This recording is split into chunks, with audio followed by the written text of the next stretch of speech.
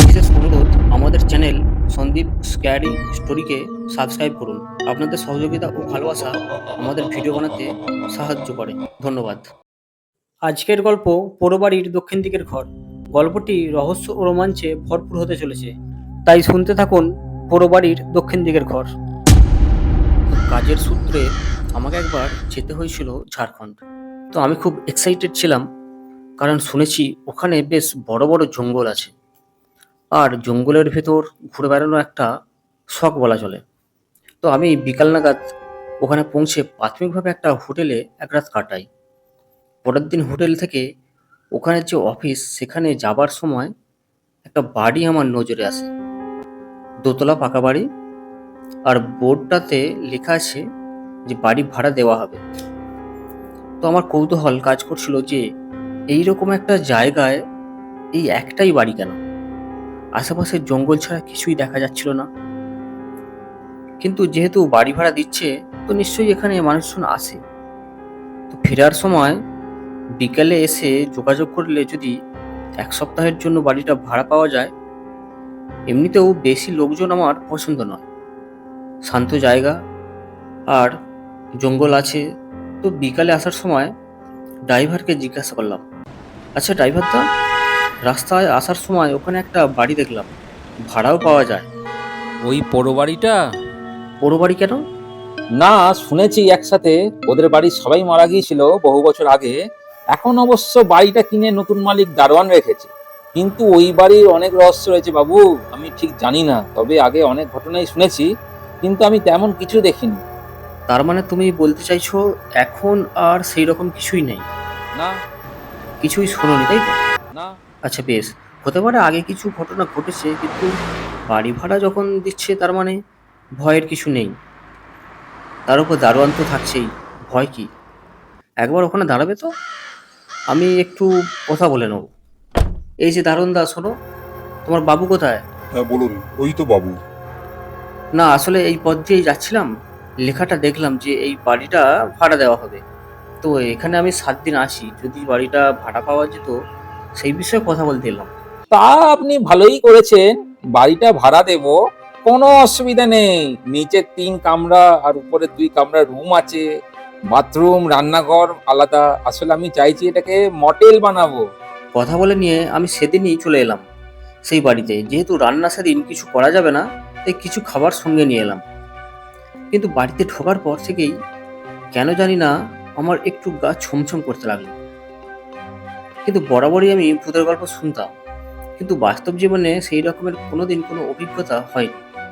তাই এটাকে নিছক মনের ভুল ভেবে পূর্ব দিকের ঘরটায় এলাম। জানালার পাশে একটা অদ্ভুত আয়না, যেন মনে হচ্ছে আয়নাতে কারোর দুটো চোখ আমি দেখলাম, জ্বলজ্বল করছিল। কিন্তু আমি দ্বিতীয়বার দেখাতে সেখানে কিছু দেখতে পেলাম না। এটাও মনের ভুল ভেবে নিয়ে, কিন্তু সবকিছু কেন জানি না স্বাভাবিক লাগছিল না। দারোয়ানকে ডেকে জিজ্ঞাসা করলাম, এখানে তুমি কতদিন আছো? সে বলল, আমি এখানে এই 10 দিন মতো কাজ করছি, আর সন্ধ্যাবেলায় বাড়ি চলে যাই। দারোয়ান বলল, আপনি এখানে থাকবেন তাই আমাকেও বাবু থাকতে বলে গেছে। আমি বাইরের দিকে থাকবো, কিছু অসুবিধা হলে আপনি আমাকে ডাকবেন।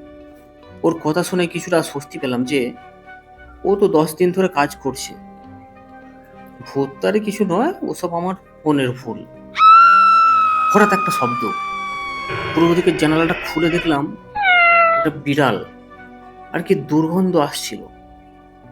জানালার নিচেই আছে একটা ছোট ডোবা, কিন্তু ডোবাটা পরিষ্কার করা নেই কেন? অদ্ভুত লাগছে ডোবাটা, আর বুঝতে পারছিলাম না এখানে সব জিনিস এতটা অদ্ভুত কেন। দারোয়ানকে বললাম, খুব দুর্গন্ধ, এভাবে তো থাকা যায় না, কাল লোক দিয়ে ডোবাটা পরিষ্কার করিয়ে দেবে। বলে আমি দক্ষিণ দিকের ঘরটার দিকে এগোতে লাগলাম। হঠাৎ একটা কণ্ঠস্বর আমার সারা শরীরের লোম খাড়া করে দিল।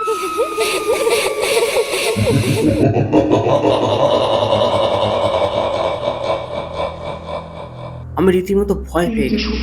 আমি যত এগোনোর চেষ্টা করছি, তত আমাকে কেউ যেন পিছনের থেকে টেনে ধরেছে। আমি চিৎকার করছি, বন্ধু বন্ধু। গেলি বন্ধু? দেখলাম নিজেকে হালকা লাগছে, চারিদিকে তাকিয়ে দেখছি কেউ তো নেই এখানে। এমনটা তাহলে কেন হলো?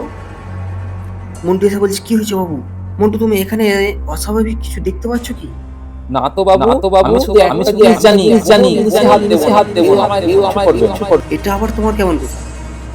কোনো জিনিসে হাত দেবো না, কেউ আমার কিছু করবে না? এই মন্টু, তুমি এভাবে কথা বলছো কেন? ওর কথাটা শুনে আমার হৃদস্পন্দন বেড়ে গেল। ও বাবু, কি হচ্ছে আপনার? আচ্ছা ঠিক আছে, কি যে হচ্ছে আমার সাথে। আচ্ছা ওই ওই দিকের ঘরটায় কি আছে মন্টু? আচ্ছা লাইটগুলো জ্বালাও, সন্ধ্যা হতে চলেছে। অদ্ভুতভাবে কোনো লাইট জ্বালানো গেল না, অথচ সারা বিকালটায় কারেন্ট ছিল, আর বারান্দার একটা বাল্বও জ্বলছিল। কিন্তু সন্ধ্যার পর বাড়িতে কোনো লাইট জ্বালাতে পারলাম না, কত চেষ্টা করেও। কিন্তু আমার কৌতূহল বাড়ছে, কি আছে ওই দক্ষিণ দিকের ঘরটায়।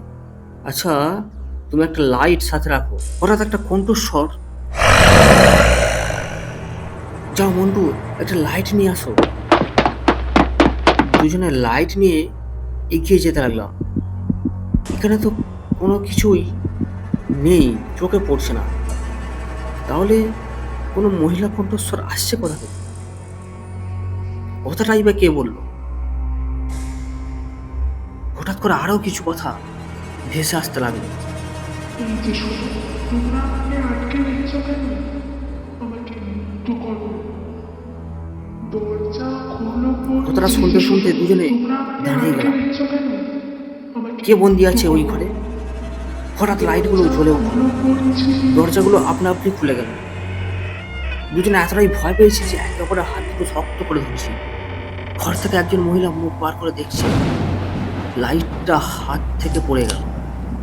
লাল বড় বড় চোখ, সাদা শাড়ি, আমাদের দিকে এগিয়ে আসছে। আমরা চিৎকার করছি, বাঁচাও বাঁচাও বাঁচাও বাঁচাও বাঁচাও। কেউ কোথাও নেই, নির্জন জায়গায় নিমেষের মধ্যে মেয়েটি উধাও হয়ে গেল।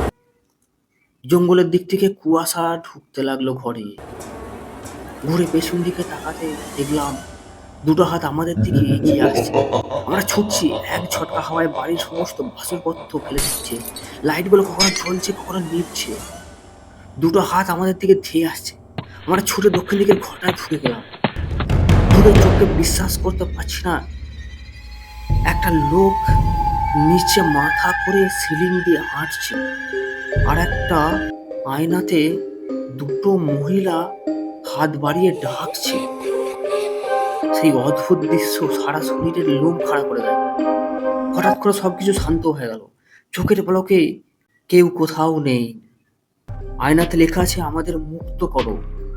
সাহস নিয়ে দুজনে এক পা করে এগিয়ে গেলাম আয়নার দিকে। দেখি আয়নাতে রক্তে লেখা আছে আমাদের মুক্ত করো। তোমরা আমাকে আটকে সঙ্গে সঙ্গে আয়নার ভেতর থেকে লাল দুটি চোখ আমাদের দেখতে লাগলো। শরীর থরথর করে কাঁপছে। গোটা আয়নাতে চারপাশ দিয়ে রক্তে কেমন ভরে যাচ্ছে। সেই রক্ত আয়না বেয়ে নিচের দিকে ঘুরিয়ে পড়ছে। গোটা ঘরে রক্তের ছড়াছড়ি। শুধু একটা কথাই শোনা যাচ্ছে, আমাদের মুক্তি দাও, আমাদের মুক্তি দাও। এই অস্বাভাবিক দৃশ্য দেখার পর আমরা দুজনে অজ্ঞান হয়ে পড়ে যাই। সকালে বাড়ির মালিক এসে আমাদের জ্ঞান ফেরায়। আশ্চর্যের ব্যাপার হচ্ছে ঘরে কোনো রক্ত ছিল না, একদম স্বাভাবিক পরিবেশ, কিন্তু শুধুমাত্র আয়নাতে রক্ত ছিল। যেটা আমরা বাড়ির মালিককে দেখিয়ে সমস্ত ঘটনা খুলে বললাম। খোঁজ খবর নিয়ে জানা গেল একদল ডাকাত ডাকাতি করতে এসে পরিবারের সবাইকে হত্যা করে পাশের ওই ডোবাটায় ফেলে দিয়েছিল। কিন্তু কেউ আসে না এখানে, তাই সন্ধ্যার পর এখানে কি হয় কেউ জানতো না। মানুষ মুখে মুখে নানা গল্প বলে বেড়াতো, কিন্তু সেভাবে কারো চোখে পড়েনি, কারণ সন্ধ্যার পর এখানে তো কেউ আসতোই না। কিন্তু আমরা এখানে থাকার পর এখানে কি হয় সেটা আমরা বুঝতে পেরেছি। তাই আত্মারা এখানে আসে আর নিজেদের মুক্তির কথা আমাদের শোনায়। সেদিন ওখানে অনেক লোকজন জড়ো হয়ে যায়। ডোবাটা পরিষ্কার করা হয়, বিভিন্ন পূজা পাঠ করা হয়, আর এই বাড়িতে থাকা সকল আত্মাকে উদ্ধার করে দেওয়া হয়। আর সেই আয়না, বাড়িতে যতগুলো আয়না ছিল সমস্ত আয়নাকে সরিয়ে দেওয়া হয়। কিভাবে ওখানে রক্ত আসছিল জানি না, তবে আয়নার ওপর রং করা আছে। হতে পারে এখানে যেদিন হত্যা করা হয়েছিল, তো কিছু রক্ত আয়নাতে লেগে গিয়েছিল, তাই আয়নাগুলোকেও সরিয়ে ফেলা হয়। তারপর থেকে এখানে আর সেই রকম কিছুই দেখা যায়নি। শুনলেন আজকের গল্প পোড়োবাড়ির দক্ষিণ দিকের ঘর। এইরকম আরও গল্প শুনতে আজই সাবস্ক্রাইব করুন আমাদের চ্যানেল সন্দীপ স্ক্যারি স্টোরি। আজকের গল্পটি ভালো লাগলে অবশ্যই লাইক ও শেয়ার করবেন, অবশ্যই চ্যানেলটি সাবস্ক্রাইব করবেন।